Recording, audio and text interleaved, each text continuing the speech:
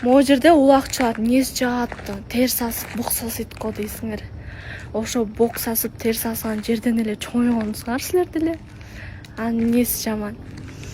Башка балдарга караганда улакчылар жакшы.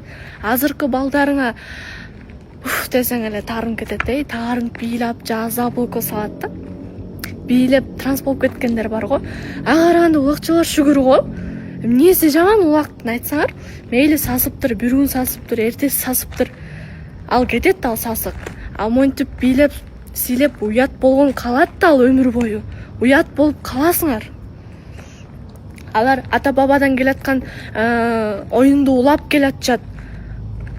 Билбейм кандай түшүндүрөм. Аны мен жана улакчылар түшүнөт. Улакчыларга тийишпегиле антип. Силердин бирдемекеңер кетип аткан жок. Жакса жаккандыр мага. Мага вот ошондой жыттар жак.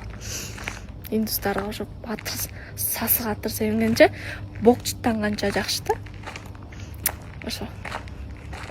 Таарынтпагыла улакчыларды.